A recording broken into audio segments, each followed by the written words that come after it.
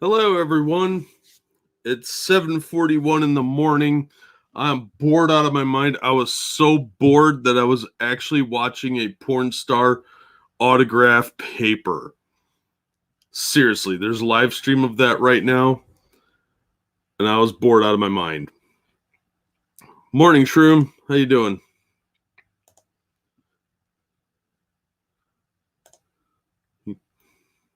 You know what? You're since you first chatted, I'm gonna make you a moderator. See if that worked. I don't know what I'm doing here, so yeah, but no, I seriously was watching one of my favorite porn stars autograph our giant pieces of paper and do little drawings, which she's really good at the drawings, shockingly. So if you guys don't care about comic books, then you can go watch this saucy little bit of All Right doing that. Hey, Bob, how you doing? I hope everybody's doing well this morning. Like I said, I was bored. I thought, well, even though I'm not supporting crowdfunders anymore, I thought I'd go over a few that look pretty cool and some comics that are coming out next week, and maybe some random news things that I found. So I don't know how interesting that'll be, but we'll find out. Don't abuse your powers, kids. Use them for good. Or not. I don't actually care that much. So let me figure out my screen share here. We'll start with a bit of news. In the X-Men books, Storm is dying of a technovirus.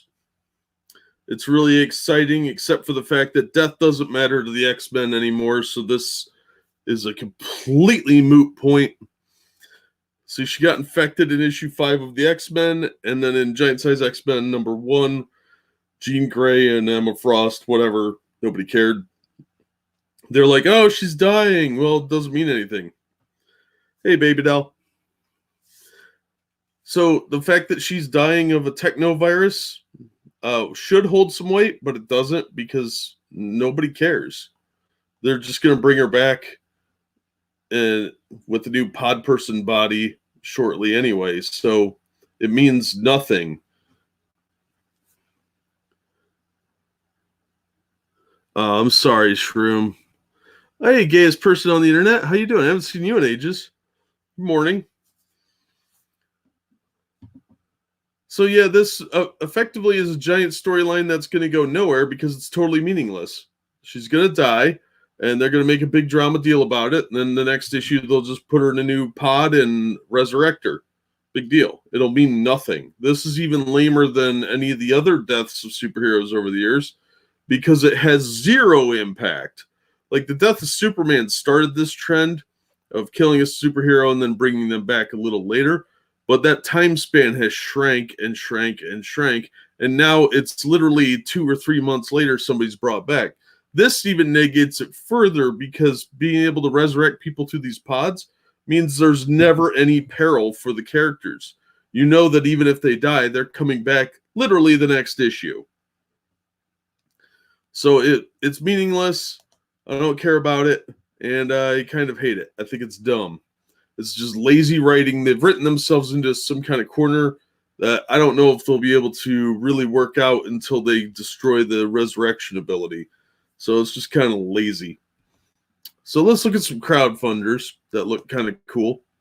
Like I said, I stopped supporting crowdfunding because of too many massively late books and ones that were just uninteresting. My system's running a little slow, so bear with me. Well, these are on Kickstarter and Indiegogo. I'm not playing favorites because it really doesn't matter which system they're on. It's mostly whether or not the people actually put the books together. Now, this one looked fun because it's a luchador who fights crime and gets resurrected in the apocalypse or woken up somehow. I thought that sounded cool. His name is El Marvo, and I like that title. I don't know why. I just thought it was funny. Plus, there's like a robo horse And I don't know why those amuse me so much, but they do. But it's got 18 days to go. It's only at under half of its goal. So I thought this one looked cool. I would probably back this. But like I said, I don't trust anybody to deliver anymore. There's too many of these things that have become massively late or just not shown up at all. And I refuse to throw more good money after bad. I made a list, and at some point I'll go over all the late books and see exactly how many of those there are, because I counted at least 16 late or canceled projects that people already put money for that they're not getting, or that something has gone massively wrong with, that sort of thing. So El Marvo looked pretty good. The art is not my favorite style, but the premise looked fun enough that I would be willing to look the other way on that. It's actually not that expensive either. The digital pack's pretty cheap, but the print copy was only like $8 American. These guys are British, obviously, it's in pounds. But physical print copy of issue 2 was only $8, plus shipping is probably going to be about 10. And quite honestly, I've paid more than that for other books. So look pretty fun. There is like a $20 one here. It's like $16 plus shipping. That gives you physical copies of the others. That looked pretty fun though. Some of the background art looked good. Like this is obviously digital art, but that's probably a photograph of a building, but was traced over. So if you like the art style, this one might be worth checking out. I thought it had potential. It's a bit graphic, like all these. But a luchador in the future, El Marvo. So I thought that looked cool. Next up, we've got Jack Irons, issue 3.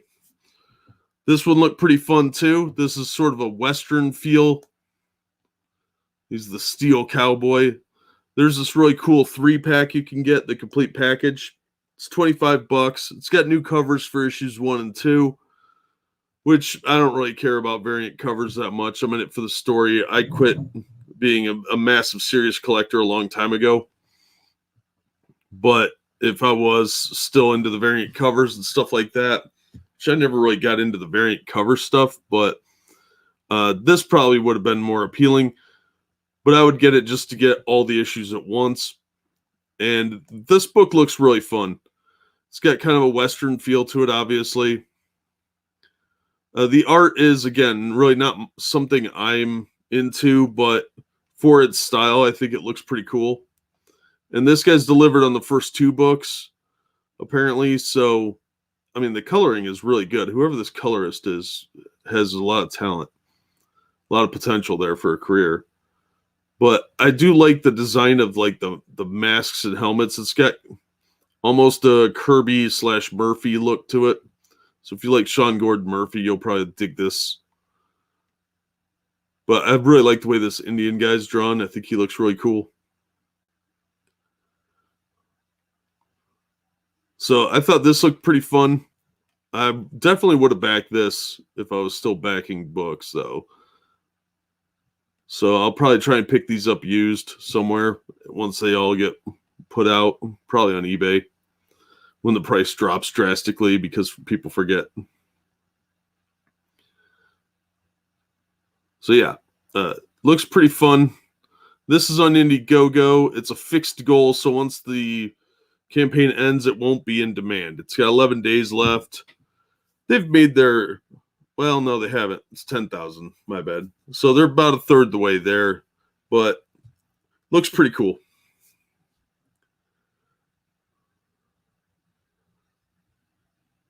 Yeah, Bless This Mess is on my list here, to Shroom. We'll see that. It's near the somewhere over here.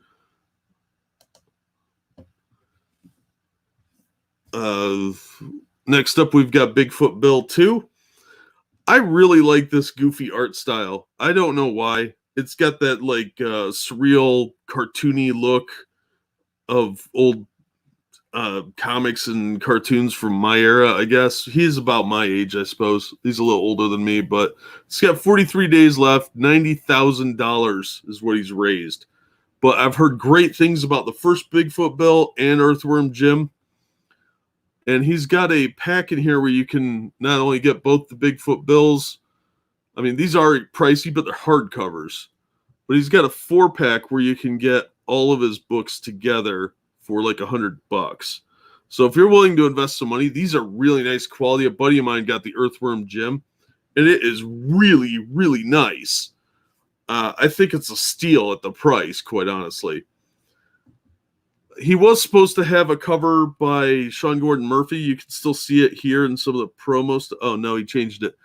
But Sean Gordon Murphy bitched out because a bunch of people were whining at him for supporting Doug TenNapel.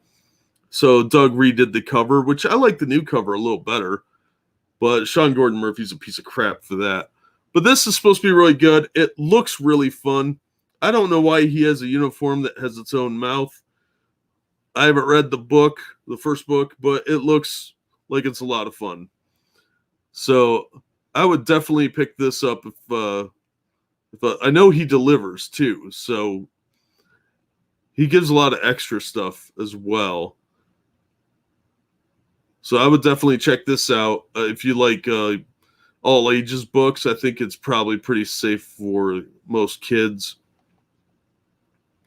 Yeah, first one was Shadow of the Mothman. And as a huge Mothman fan, I would definitely pick that up. So, yeah, I really think this one's got a lot of potential to be a franchise. Earthworm Jim was a video game, but I think that he's gonna, if he's got the rights to it, he'll probably do a lot more with it. So yeah, that's Bigfoot Bill 2. I think this has got a lot of potential to be one that you put on your shelf and it sits there for a while. So I've heard, like I said, I've heard really good things about this, regardless of what I think about the creators, because I think most creators are a little nuts. This looks really good. Another one I thought looked really good that I really wish I had the extra money to back, but like I said, I'm not backing any of these clowns anymore. They're all a bunch of spastics. This is Dynamite Thor. This was a Golden Age character. It's about a guy that is impervious to explosions. Back in the days when kids could play with cap guns and fireworks in the street, no one cared if they blew their finger off. They'd just get a lecture. This one, this character got resurrected by John Delarose. He's very controversial. I understand that. Oh, have a good one, baby doll. Hope you enjoy it. But this book looked fun. I like the costume, too. He added the T on here. The original Golden Age guy just had this weird explosion thing with no lettering. But I do like the color contrast to the costume. Reminds me of Captain Marvel.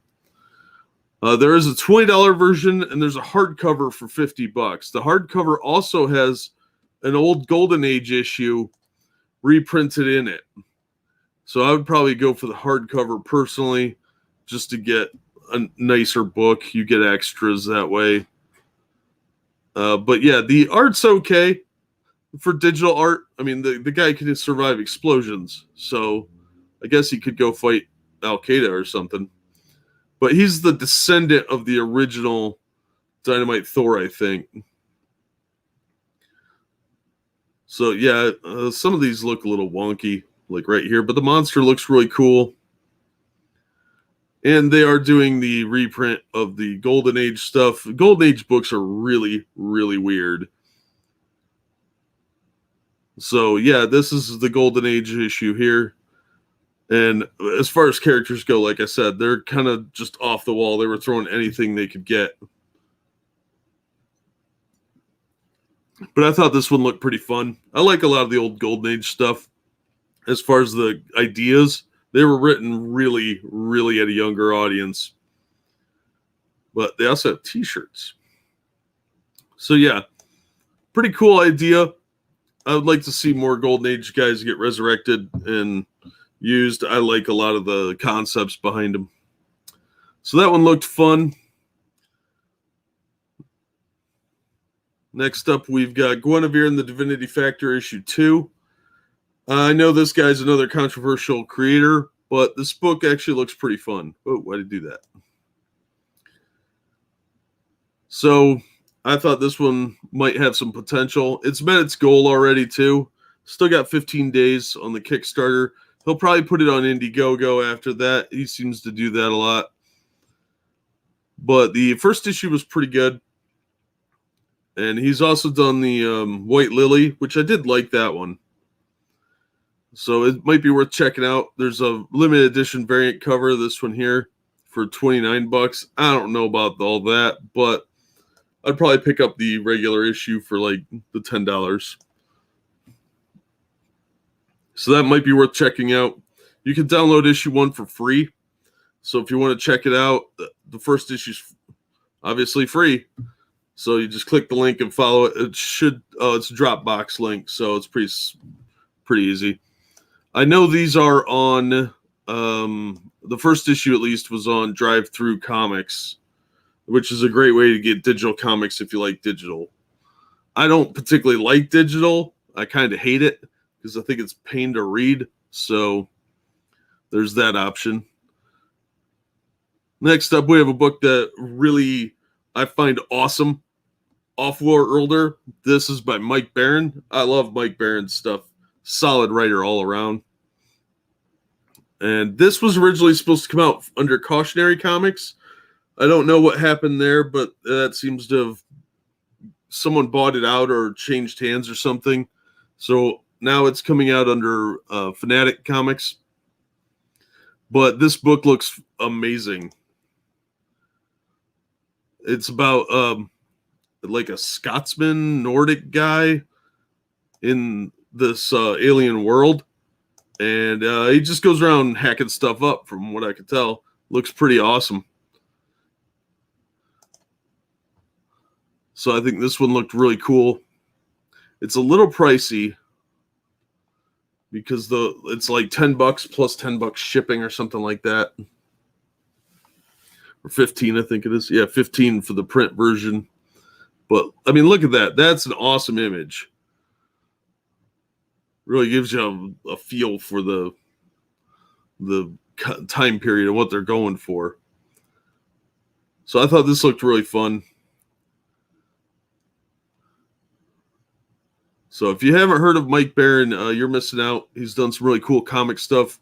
He did the original Wally West stories in The Flash, which would have been 1986-ish. So he's been around for ages. He did Nexus and Badger and a lot of other indie books. So he's used to doing indie work, but he's also done a lot of mainstream work. He's written Batman, Flash. I think he did some Justice League. So he's been around for a long time. Solid guy all around. So I definitely would check this one out, or consider it at least. Next up is Common America. This actually only has 16 hours to go on the Kickstarter, but they're going to do an Indiegogo for a limited run. This one was actually limited to a set number of issues, but it's a graphic novel. It's got some kind of cheesecake sort of thing. It looked really fun. Tim Lim delivers too. So if you buy this guy's book, I would not be hesitant at all if you like the art style or anything like that. He usually does like the Trump Space Force, stuff like that. Trump books, very patriotic, definitely right-leaning, but they're pretty fun. They poke fun at everybody. And the art style, not my thing typically, but he's consistent. If you like the style, you'll like most of his work as far as visuals go, and he does deliver, and he delivers typically on time, sometimes early from what I've heard.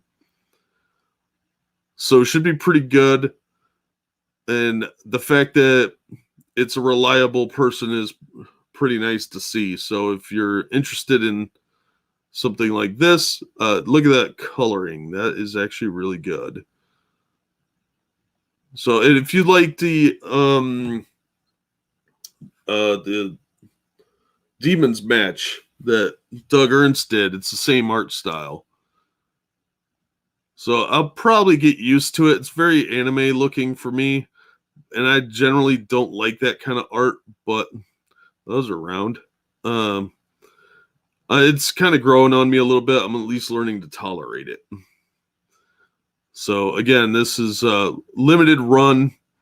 The Kickstarter's almost up, but they are going to put it on Indiegogo with a different cover. This is the regular cover they're doing now, and they're going to switch this to the back cover, and the back cover is going to be the front cover on the Indiegogo version. So be sure and check that out if that's something you're interested in. Then we've got Saving the World. This one just closed, but they're going to do an issue 2. And I just left this up because I've been planning on doing this stream for like a week.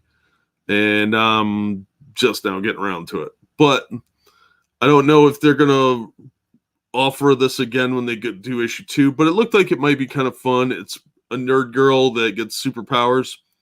And she works at like a burger place.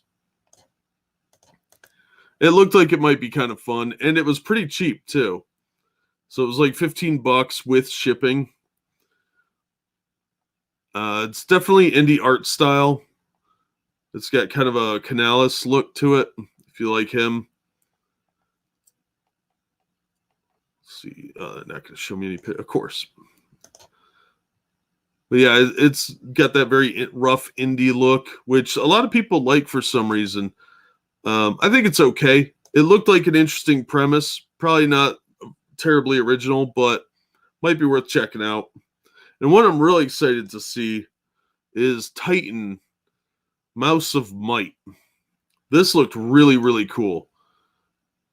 It's about like a Batman-style mouse. I don't know why I find him adorable, because I hate mice and rats. I think they're disgusting vermin that should be eliminated from the earth. But this looked really fun.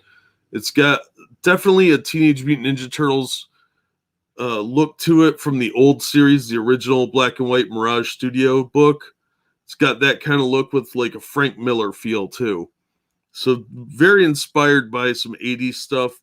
Really cool black and white look to it. Everything looks really good on here.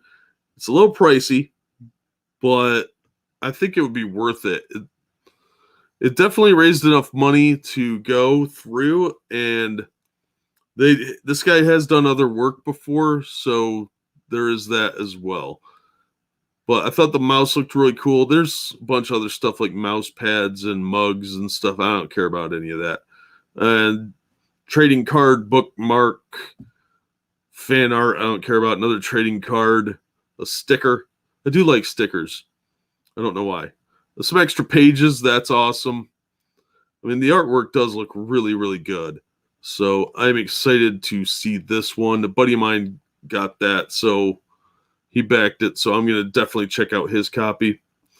I think this is vastly overpriced. I don't want your other book that I don't care about, and I'm not paying $175 for that.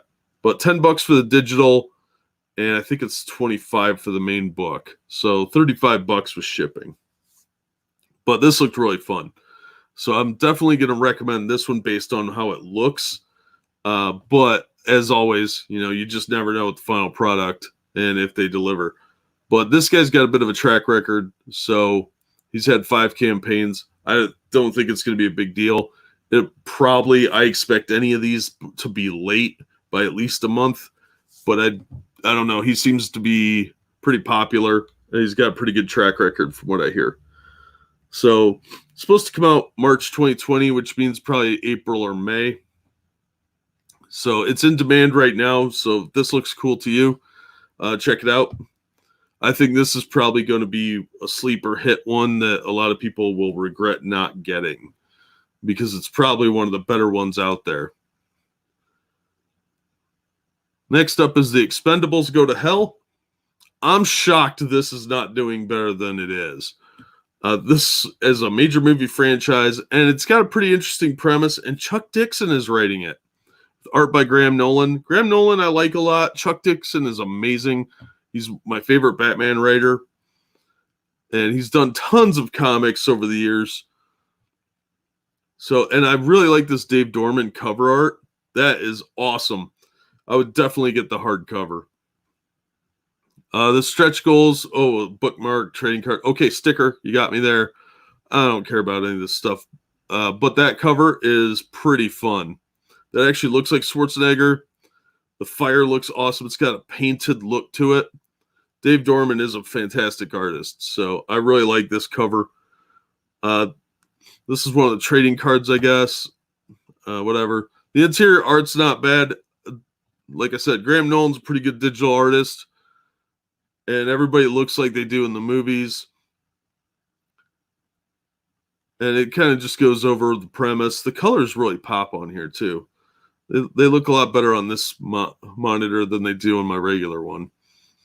So, yeah, this one looked really good. I'm shocked it's not doing better than it is, but I think there's a lot of controversy still surrounding Richard Meyer, which is disappointing because this really should be doing a lot better than it is.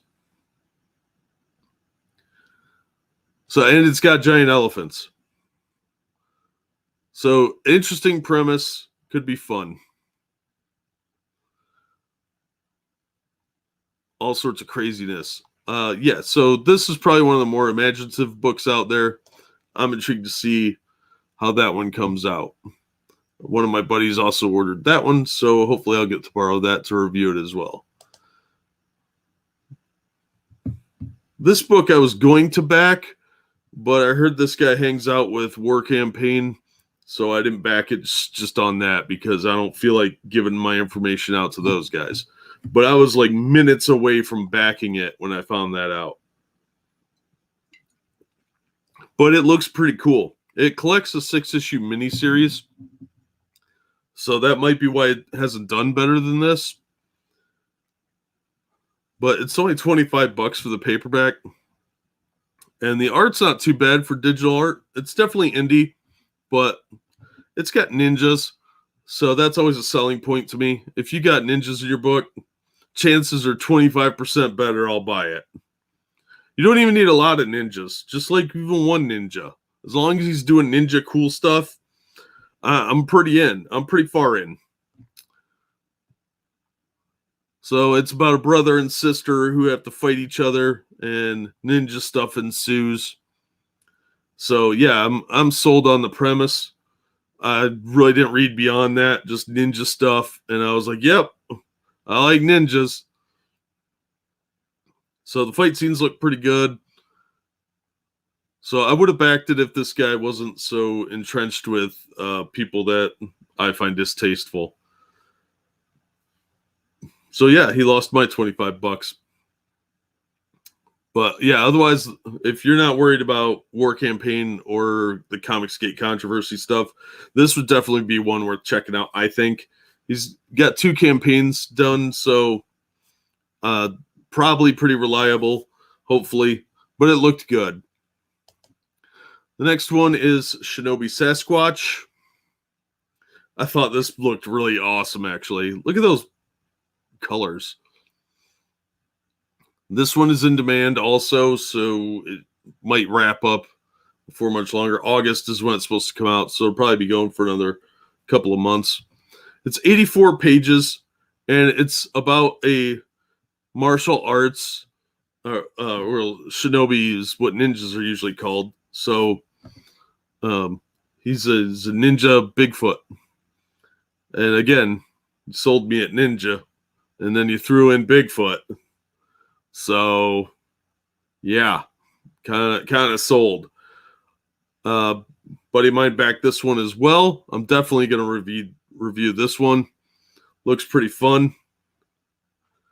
That art looks really cool. It's got a very 90s image look to it. I don't know what's going on with this face. What is this? Is that Sarah Jessica Parker running away, or Tori Spelling? But very 90s feel to it, in my opinion. But the detailing is really good. Look at the rain on there, the muscles. Pretty cool looking. So I'm excited to see how this plays out and if it's as good as it looks. But yeah, I would definitely check this one out. Give it a look over and see if it's something that would appeal to you, because I think it looks really, really solid. I don't know anything about this creator, though. Cal Jameson. It's his first book, so that worries me a little bit. He's made a lot of money off of it, but we've seen that go south as well. But yeah, I think this one looks really fantastic.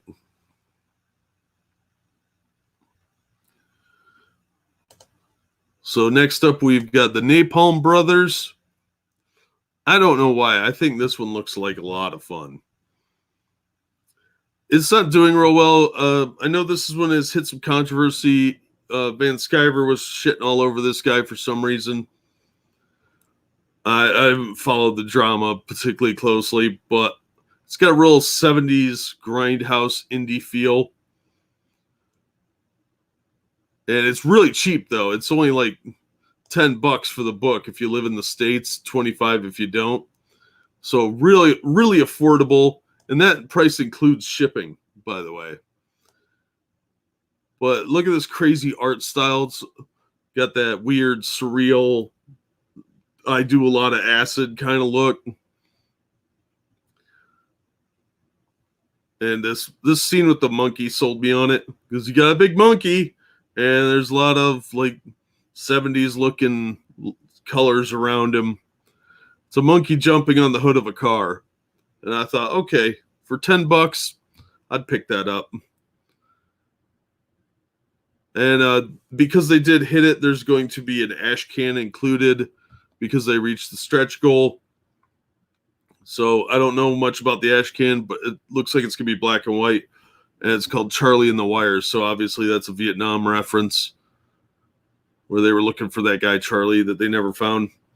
And at $2,500, they're going to give you a free trading card of the Ace of Spades. So this one I thought looked fun, mostly because of this page. I don't know why. That looks like a blacklight poster that you would have in the 80s next to your Iron Maiden posters. Looked pretty fun. So I would check this one out. The price point is fantastic. $5 for the PDF for $10 for a physical copy. That includes shipping. And I think it's $5 each additional copy. So this looked really good, though. I think that's criminally underfunded. Only 112 backers. It's still got 15 days. That's a fixed goal, so it's not going in demand. So if it's something you're into, check it out. Then lastly is the one that was mentioned in chat, Bless This Mess, from Mike Miller. This looked really fun. I was reading some of those strips that were on here, and they're cute. It reminds me of Calvin and Hobbes. And it's just about him and his family living in San Diego and the shenanigans they get up to. I'm shocked this has not reached the 10,000. It's only about halfway there with 8 days to go. He'll probably put it on Indiegogo, I suspect, if it doesn't meet its goal. I think it looks really good. It's very cheap, too. The paperback is like $20 plus shipping. But it's cute. It's got a definite Calvin and Hobbes vibe to it. It looks like a lot of fun, honestly. And I think it was Bianca Fights the Zombies was hyping it real bad, and that's how I found out about it. But yeah, the reader copy's $20 for the soft cover. And if you like Miller's art style, this is early work for him, so you would definitely get a look at his progression over time. The reader copy plus gets you a digital copy, and then I don't know why it's the same price. I think the shipping is slightly more. It's like $28 total, I think. Yeah, $28. The signed copy is $30. I don't care about signed stuff. Signed copy plus keepsake for $40. That's 2 copies. So with shipping, it's going to probably be $10.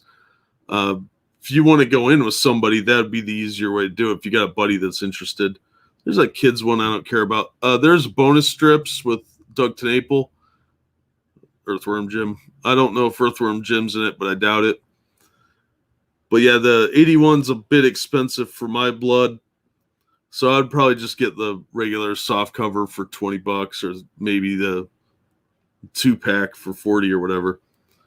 So yeah, it looks pretty good. I think this one is another one that is sadly going to be ignored because of who the creator is.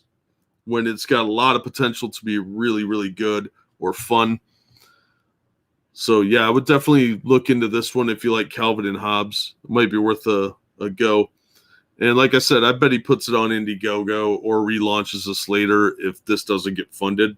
I'm really surprised it hasn't because of so many Calvin and Hobbes fans out there. So that's kind of the crowdfunders that I found that looked really good, that I would probably take a chance on if I was supporting these things still. But they can't have my money anymore because too many of them made me mad. Okay, so over on CBR, every major comic, film, and game event canceled because of coronavirus. We cannot get away from this Wu flu. But a lot of stuff's getting canceled or pushed back. Mulan is one of them. This has been updated. Some of these are probably moved back. They say it's for this, but it's probably because they know their movie sucks. Disney has closed its theme parks. There's a lot of conspiracy theories that they were doing that for other reasons, but who knows? Emerald City Con, done. Not happening. DC Comics pulled out a while back. WonderCon in Anaheim is done. I know here in Ohio they've canceled some events as well. E3 is canceled. Mulan and New Mutants are getting moved back, which really annoys me. I really want to see that New Mutants movie, and Mulan looks pretty fun as well. You guys could tell me what you think in the chat. I don't see that anybody talking in the chat, but if any of this stuff you have questions about or want my opinion, just let me know. But yeah, Mulan looked fun. There's no singing dragon, which I'm really disappointed about. But this girl is smoking hot. So I want to touch her in her no squares. But New Mutants looked awesome. It's probably going to be terrible because it's Sony. But the girl they've got to play Ileana looks amazing. Antlers I've never heard of, but it's got Kerry Russell in it, which whatever. I'll check it out. I like Kerry Russell. I think she's a decent actress. So they moved that back. Some of these will probably end up straight to video. I'm surprised they didn't put New Mutants on Disney Plus or on-demand services. A lot of late night shows are going to do their shows without audiences. Well, do they have real audiences anyway? Like, do people show up to see Trevor Noah, whatever his name is? Wrestling's getting shut down. Or at least they're losing customers. No Time to Die. After hearing Daniel Craig talk about how Trump plays a role in the movie, I'm losing interest rapidly in this one. My Spy I hadn't heard about. I don't know what that is. Sounds probably dumb. Peter Rabbit 2. I didn't know there was a first Peter Rabbit. So that's probably a kid's movie, and kids are immune to this, but or whatever, so they're all going to cough on you and get you killed instead. So probably better for that. So that's getting pushed back. Superman Red Sun. I thought that was a straight-to-video thing, but there apparently was an event they were going to do, and it's canceled. Riverdale production is apparently shut down. A crew member was exposed. That seems to be a theme.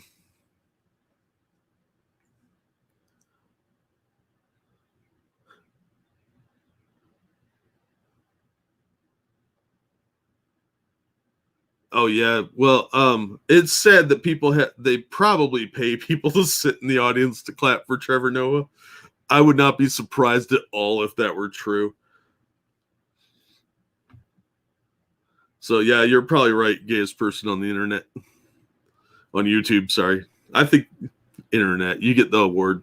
Quiet Place 2. Man, that first movie was boring. I thought that was so dumb. It had potential, but man, I thought it was dumb. Second one looks like it might be okay, but it's probably going to be dumb. Fast and Furious. No, I don't care about Fast and Furious. I didn't know there was an 8th one. I don't care about the 9th one.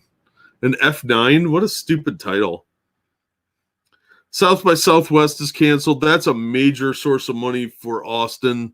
So I'm kind of surprised they shut that down. But there was an outbreak in San Antonio, so I get it. Ultra Music Fest, I don't know what that is. Tomorrowland Winterfest, that's some French thing I don't care about. Coachella, a bunch of dirty hippies all spreading whatever STDs they got, apparently getting postponed till October. I don't know. Whatever, don't care about most of the stuff. But the important takeaway here is that they're keeping me from seeing these two movies, and I'm really annoyed by that. You're welcome. So yeah, let's move on to the new releases for the comics. Image, most of the stuff looks like garbage. Hardcore Reloaded, I am excited to get that one, but I think I ordered it. I don't remember if I actually ordered it, but it's on my list of things that I am supposed to be getting. That's the only one from Image that even looked remotely good. All this other stuff looked boring and trite. Spawn looked good, but I have no idea what's going on in that book. I tried reading one of the, I think it was 298. I had no idea what was happening.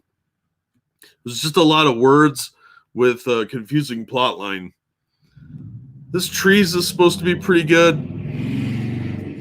Okay, truck guy, thank you.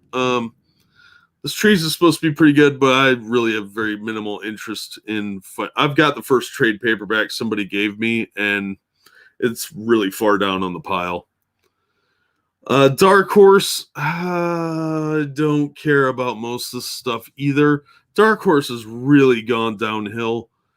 I would like to say the Grendel books are good, but they haven't been, and they look pretty boring. This Starship Down is probably the only one that I'm going to pick up, and it's about a cultural anthropologist that has to go check out a spaceship. And of course, it's a strong, independent woman that loves STEM, and she don't need no man. But it's got Russians and the Vatican, so it could be interesting. Probably is going to be crap, but I ordered it anyway because I like spaceship stuff, and I'm a sucker for Thing knockoffs.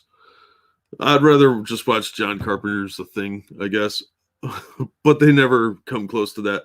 This Predator Hunters, I tried reading one of those a while ago, and I thought it was dumb. It's about people that hunt predators, and that sounds like it could be cool, but it's not.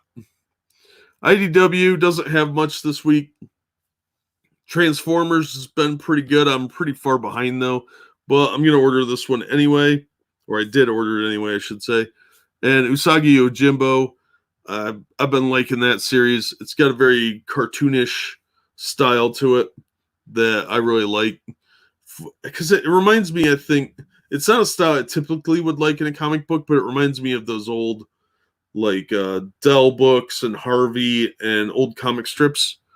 So he's really good at that style. Plus, it's in color.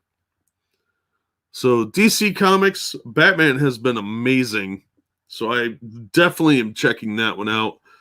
This is a cash grab here, playing on this Alfred thing. They're going to end up bringing him back. Kelly Sue DeConnick's been ruining Aquaman for a while now, so I'm not even bothering. This Brave and the Bold reprint is one of the first Justice League appearances. Yeah, this is the first one. And it's from the 60s, so I would definitely check that out if you're interested in Silver Age stuff. I ordered it just because I thought, I don't think I've actually read this one. And it's got Starro, who was always a kind of crazy Silver Age villain. They haven't done anything good with him in a long time, but these Silver Age ones are real mixed bag for me, and I thought, well, I'll check it out.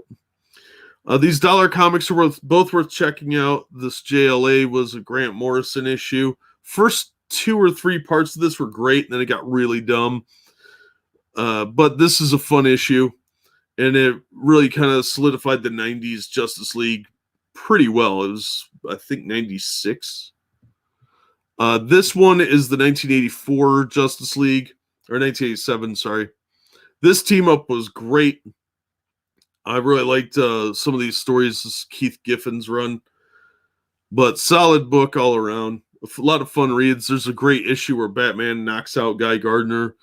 and guy was talking smack because he's a Green Lantern and how he could take Batman because he's just a normal guy, and Batman hits him with one punch and knocks him out. So I'm going to get both of these. I haven't read either of them in over a decade easily. He-Man or the Masters of the Multiverse has been a pretty interesting series.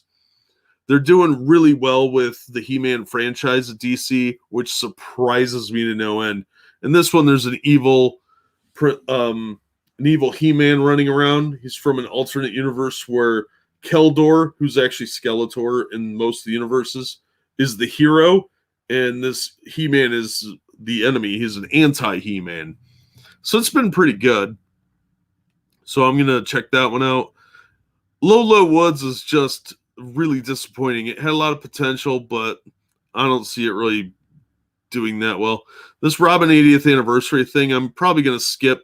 Some of the covers look really cool, especially the Jim Lee one here, but it looks like another shameless cash grab for $10. And they've had a lot of those with like Detective Comics 1000 and Action 1000. Those were all mediocre, and the Superman one especially was really boring. So I'm going to avoid this one despite how cool the covers are, because I'm not wasting $10 on a one shot that doesn't have anything to do with anything, and it's just a bunch of little vignettes. They're all going to be like 2-page stories, and they're going to be terrible because nothing interesting is going to happen in them. Teen Titans has been boring. This Wonder Woman Golden Age Omnibus, man, Wonder Woman in the Golden Age was just weird and kind of dumb, and really fit and showed the author's bondage fetish quite well, because she gets tied up like every issue. That guy was a total sex perv, and he also was one of the creators of the lie detector machine. So a sex pest weirdo who invented the lie detector and Wonder Woman. So take that for what you will. It's a weird world. The guy that invented the Golden Age Green Lantern also invented the Pillsbury Doughboy. So you find all kinds of weird things out in the comics industry. You're the Villain, Hell Arisen. They're finally wrapping up this storyline. This is the final issue. Issue 3 has had to go into a second printing because it introduced Punchline's name, and that drove everybody into a tizzy because prices on that have been ridiculous. So just wait for the second print if you want to read it. If you're a big-time collector, wait a few months, the price will come down. Now, Marvel doesn't have much this month worth checking out. These 2020 books are all shameless cash grabs. Most of them are lazy. This Arrow is garbage. This is a one Asian superhero that has to be written and drawn by Asians.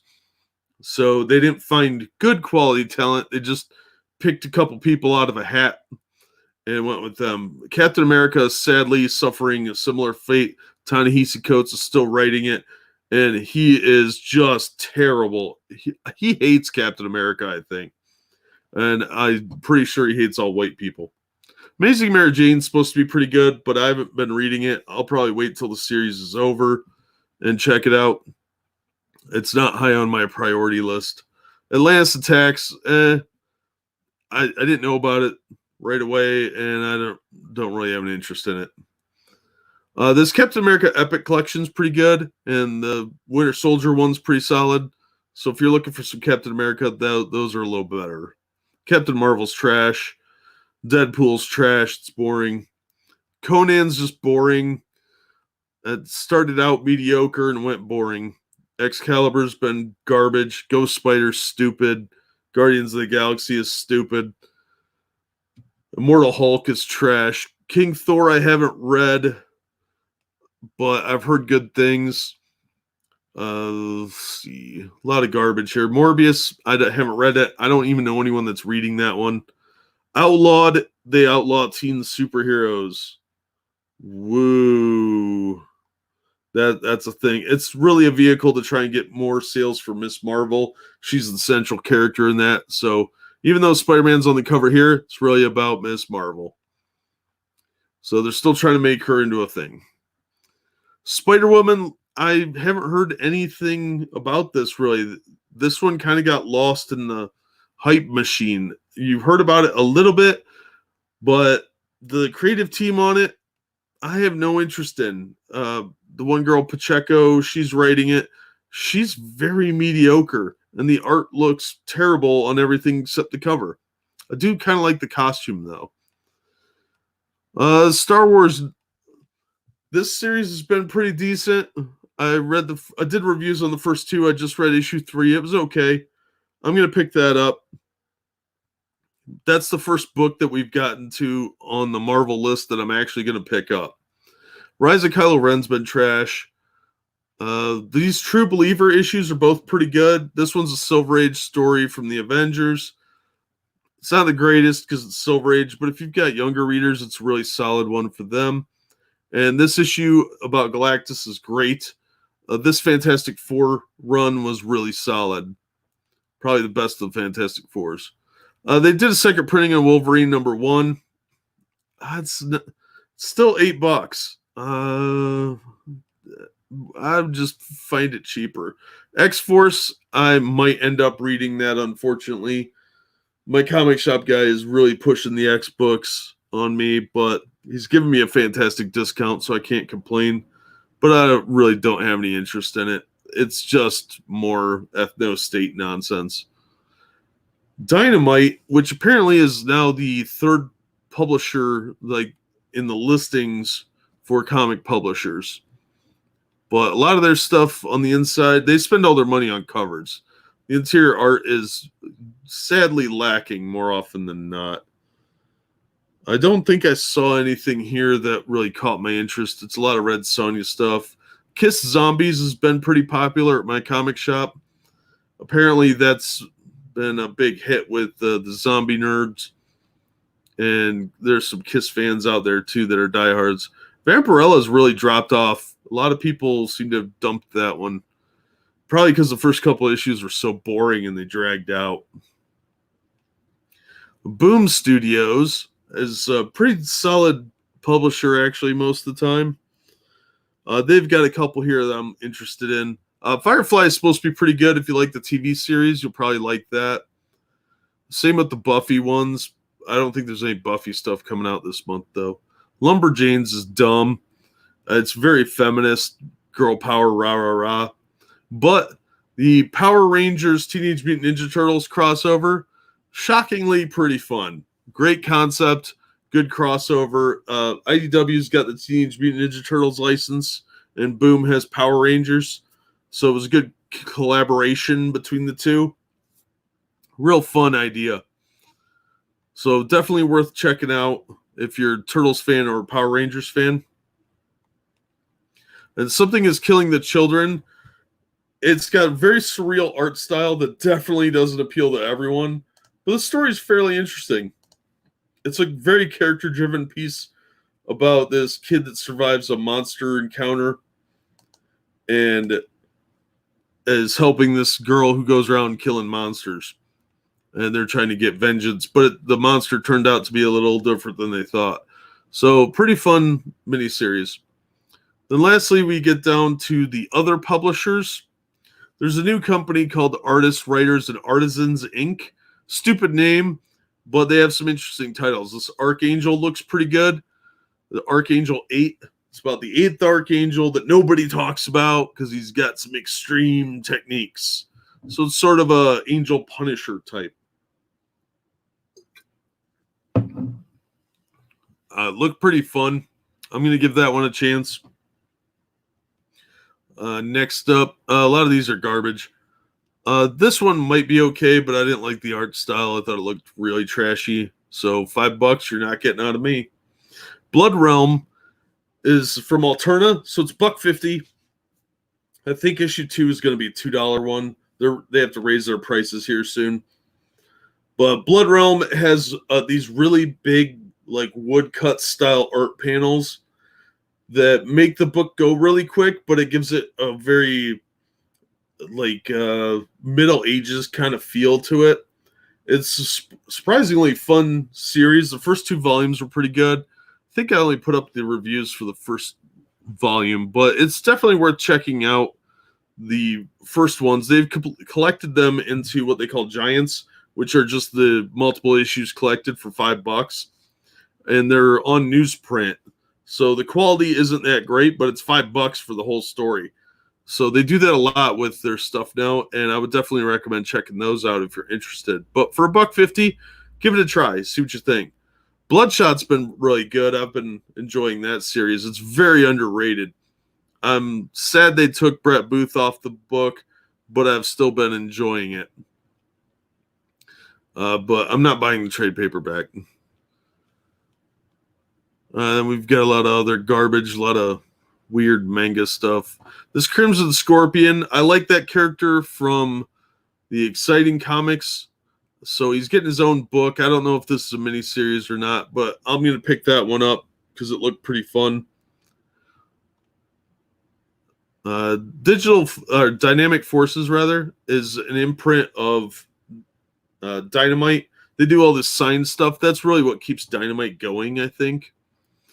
If you want to pay $89 for somebody's autograph, let me know. I'll sign some stuff.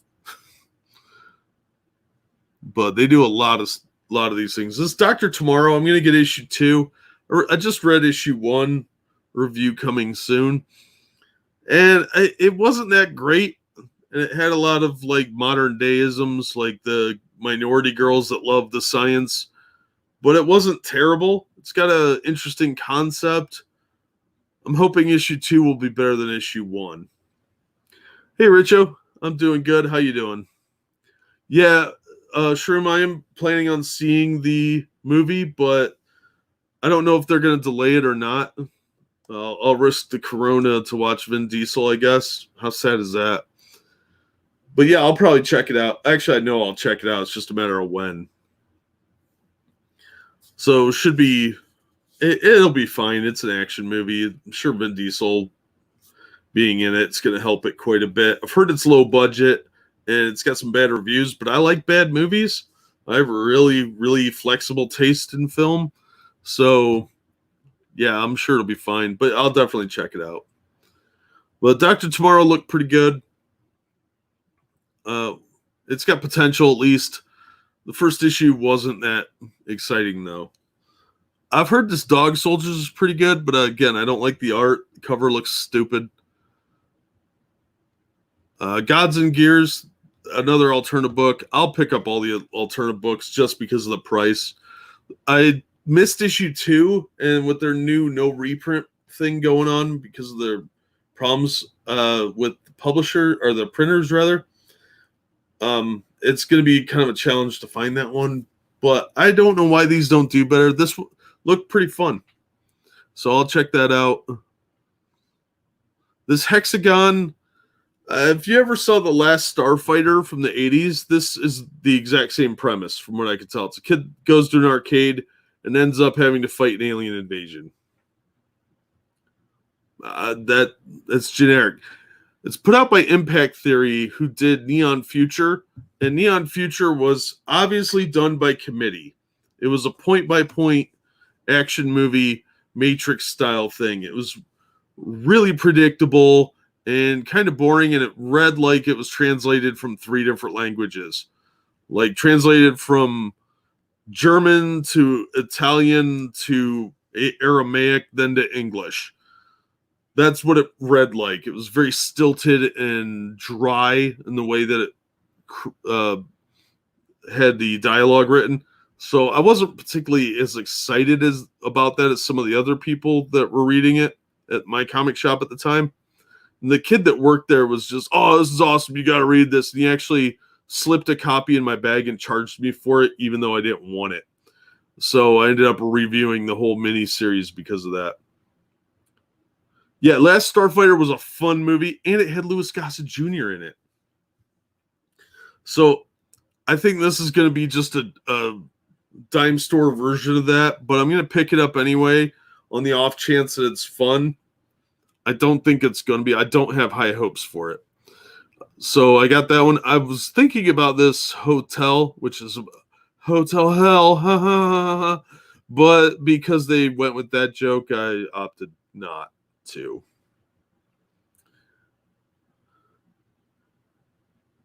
Yeah, alien invasions are generally cool, Richo, but this one, It sounded too much like a knockoff of The Last Starfighter. But Alien Invasion was enough to sell me on it, so I did order it. These, in case you missed it, are awesome little reprints. They're only $1. It's supposed to go up to $1.50 next month, I think. And they reprint issues of titles that they don't have any more copies of. So they're a really cool way to get an issue you missed. Like this one is Eden. That was a pretty decent series, as I recall. If you're going to watch the TV series that's coming out called I'm Not Okay With This, they're reprinting the graphic novel for the Netflix thing. It's going to be $17, so I'd rather just watch the show. This Kevin Eastman Twisted Tales is supposed to be pretty good, but I didn't order it. It's got a Beasley cover, so... but I did order it. It came out on a Wednesday, which are little vignette strips of characters from Alterna books, which to me always... I don't like vignettes because they're usually too short, like 2 to 8 pages. I don't really feel like I get my money's worth out of that most of the time. But for these, it's more of like add-ons to the regular series. And the Mr. Crypt ones and Psycho Co. were really good, and Log.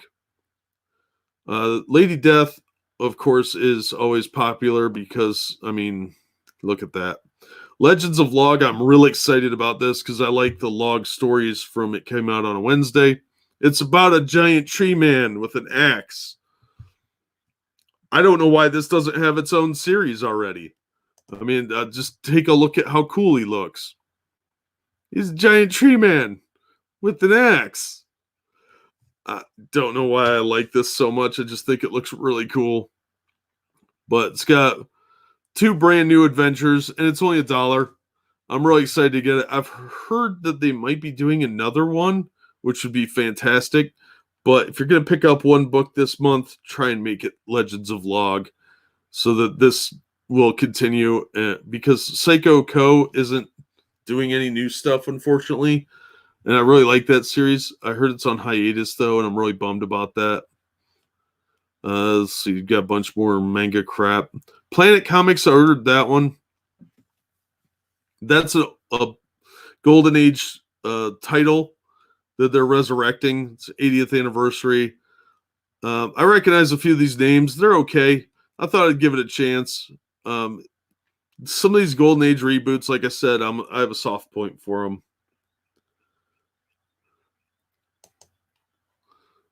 But Legends of Log is probably the one I'm looking forward to the most. They are releasing their graphic novel for Detective Pikachu, which just go watch the movie. It'll be better. I really liked the movie. I thought it was a great kids movie. This Red Border, it's about, oh no, things go wrong at the border with some immigrants that are breaking into my country. No, I'm not reading that. Resistance looked pretty fun. I ordered this. It's by J. Michael Straczynski, who wrote Babylon 5, and he did a run on Spider-Man that was pretty mediocre. But he's talented enough, I'll check it out. So, global disaster leaves millions dead. Got nothing to do with China, by the way. Yes, join us in the nerddom, Richo. Join us. Yeah, if you guys haven't seen Last Starfighter, it's a great 80s movie. It's a lot of fun. I don't know why I like that movie. I didn't like it when I first saw it in the theater when I was a kid, because I'm super old, and I saw everything in the theater. But it's a lot of fun. That and Enemy Mine, I thought were 2 vastly underrated 80s movies. They are very dated on their special effects, though. But if you just want a good movie, check them out. We got a lot more crap here. Man, it's these signed ones for like $70. What a scam. You'll never get that money back out of it. You have to just really like the people signing it because you're not getting the money back. This V card, not about virginity. It's about vampires. It looks terrible. Unbound, I've got the first couple issues of that. I like Xenoscope's books. They're like a throwback to some of the 80s and 90s books that I liked from Marvel. And they've got more of the Marvel style from the 80s especially, where women have boobs and look good. So I like that, but I fell behind it. I missed issues 3 and 4. So I didn't order this one. I'll probably just wait and pick them up at a discount out of the bargain bin. This Visitor book is trash. So generic and boring. There's nothing interesting about it. We barely even saw this guy for the first 2 issues. And when we did, of course, he's just a walking stereotype, and there's barely anything. He's got no character. Very, very uninspiring. And that's really it. White Ash, I've heard good things about, but it doesn't sound like a book I'm interested in. And there's some more young romance stuff. I don't know who buys that trash. Teenage girls, I assume. But it's $13 for these. Mangas would be cool if they were like 10. But yeah, I'm not a big manga fan. This Vamp Blade's got a pretty strong following at my comic shop. I think he said he orders about 8 of them a month, but I don't see the appeal. I know they've got a booby cover one, or risque, but I don't care that much about booby covers. But it seems to have a following, so if you like vampire manga type books, that might be for you. $5 is a bit too much for me. This Vagrant Queen is trash too. I've heard there's some good manga, but the art style just isn't really my thing, so I tend to kind of look the other way. Although I might check out that Goblin Slayer. The downside is I can't review them on my channel because Japan has this really a big obsession with hitting people with copyright strikes because they don't have fair use. And of course, YouTube will just go along with it. I do like the samurai stuff, and I just don't particularly like most of the art. Like, some of the cover art's pretty good. They draw girls pretty well, but those big googly eyes, they kind of freak me out a little bit. I don't like that, and I don't like the overreaction to everything with like the giant sprouting tears and whatnot. So I'm not otaku enough for that. I'm a giant nerd, don't get me wrong, but I have limits. And the older I get, the more particular I've become on how I spend my money on this stuff. I'll still take chances, but some stuff I just really can't get into. So maybe I'll pick up a couple of mangas. If you guys recommend some, I'll write them down and check them out and maybe review them on a live stream instead. So I could do that, but I'm not going to put them up as regular videos because I'll get hit with copyright notices, and I don't feel like fighting with them over that. So yeah, the Goblin Slayer is supposed to be pretty good, and there was another one that was, I think, Samurai Showdown or something like that, video game property that was supposed to be pretty good. But again, I don't really know much about mangas. Don't watch anime, so I don't really know anything about them. I knew they have an Ultraman one. Marvel's going to do a comic series of Ultraman, and I'm a huge Ultraman fan, so I'm definitely going to check that out. But if they had Ultraman manga, I might check it out. And then I don't know how to say it, whether it's manga or manga, and I don't really care enough, but everybody wants to jump on you when you get it wrong. So that's kind of it. Legends of Log is the one I'm looking most forward to. The Resistance book looks really good too, so I'm going to check that out. Berserk. All right, I'll track that one down. And of course, I'll probably check out Yokai Watch because I love Jibanyan. He's my favorite. So yeah, that's what's coming out. I like going over these new releases because I get excited about what's coming out, and I want to read more comics because I'm a giant nerd. But yeah, if you've got suggestions for mangas that I should be checking out, let me know. Yeah, anime to me is Speed Racer as well. Oh man, I loved that show as a kid. Chim Chim always hiding in the trunk. I don't know why I like that show. I liked that movie too. If you haven't seen the live action movie they did with Matthew Fox as Racer X, which was great casting, by the way, I really enjoyed that. Mongolia. Yeah, it might be. Does that make the fans Mongoloids? So, yeah, I just was bored, thought I'd do a live stream. Like I said, I was watching a porn star write thank you notes and autographs. So really just thought I should be doing something slightly more productive with my time, especially because she had all her clothes on. Although she is one of my favorites. So I thought, well, I'll just do a live stream. I've been putting off doing one about crowdfunders that looked really cool.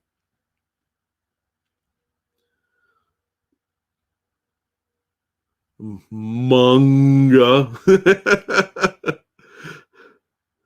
Yeah, that's funny.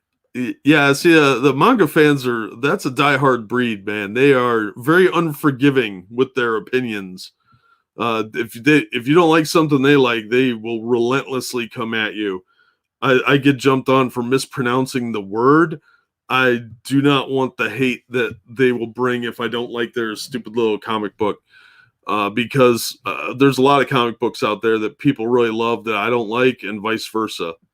So don't get bent out of shape because somebody doesn't like what you like. But yeah, that's kind of what I had. Not much. I was gonna go to a convention this weekend, but it got canceled because the governor decided to shut down any gatherings of over 100 people. So that really annoyed me because now I had rearranged everything to go do that. And now I have a free day and I don't know what to do with it. Captain Planet, I think, is considered anime, but it's a cartoon.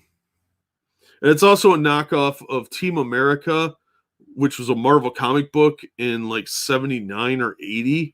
They stole the entire premise from there because it was about a motorcycle team that could summon the Dark Rider, and it was basically a guy with superpowers.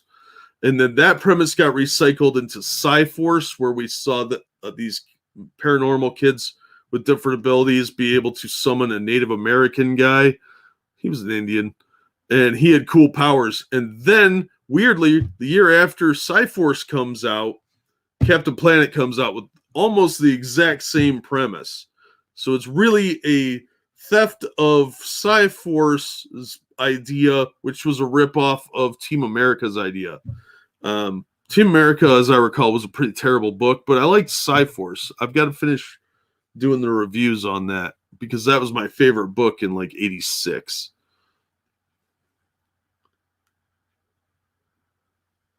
So yeah, those books were worth checking out. Captain Planet was that was woke lecturing before woke lecturing was a thing.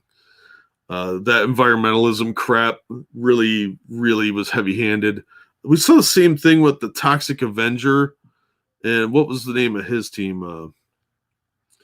But they did a cartoon of the Toxic Avenger that was really heavy-handed with the political messaging on eco-awareness or whatever. So,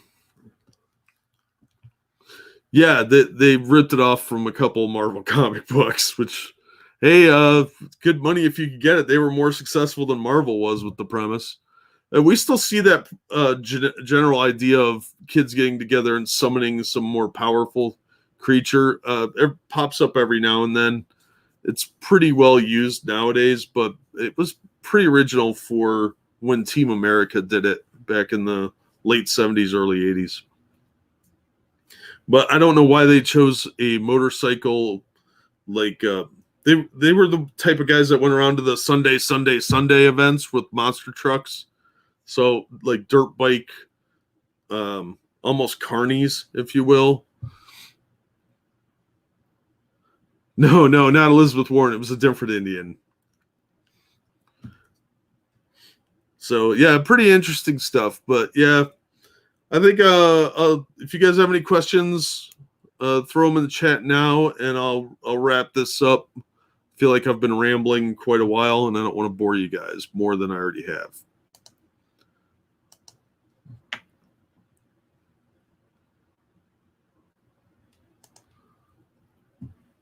So sorry about the hour that I'm doing this at, but like I said, I was really bored.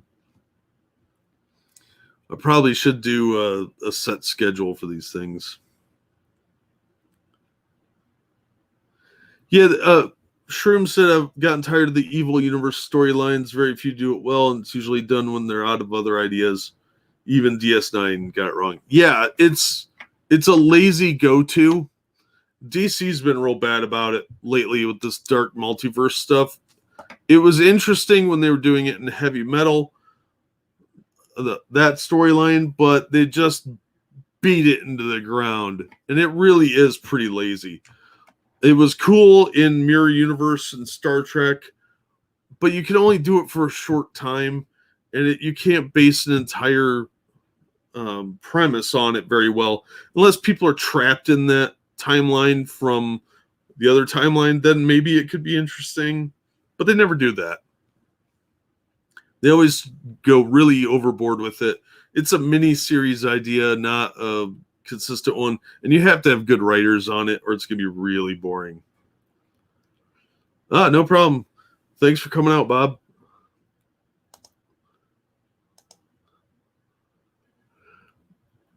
So, yeah, I agree, though, the evil universe thing is very ham-fisted. One thing that really makes me mad is they like to take heroes and turn them into villains as if their entire personality is that flexible.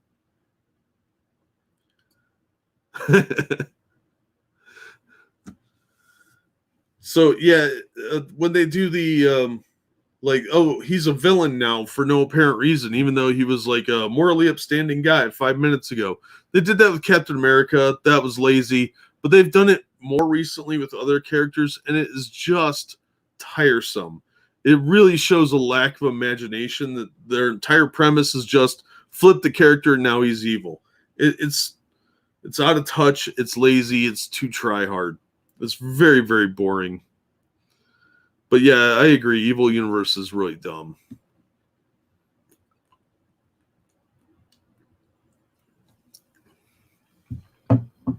But they did just recently reprint Spawn #1.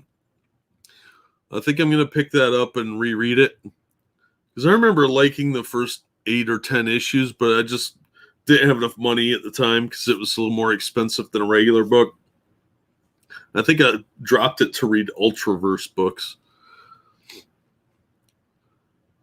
So, and Disney owns that too, because Ultraverse was put out by Malibu, and Marvel bought Malibu to get their printer because they had a high-end computerized printing system which could do color better. And Marvel was having them print their books for a while, so they ended up just buying Malibu and then shut it down and shut all those books down. So they had all the intellectual property for it and then just buried it and never did anything with it. They tried for a little bit, but it really failed horribly. So Disney owns several comic book universes now. They own CrossGen because they bought that a long time ago. They own Malibu. They own Marvel. Marvel bought out some other smaller companies over the years too, so they own all that. Yeah, Mirror did get it right. And they had better writers on Star Trek, though. A lot of the modern writers don't really have the imagination, or they're restricted by the PC nonsense. So you really can't do a good story or morality tale without violating some nonsense PC rule that will get you in trouble with the woke Stasi. I find that very, very disappointing and very, very lazy too.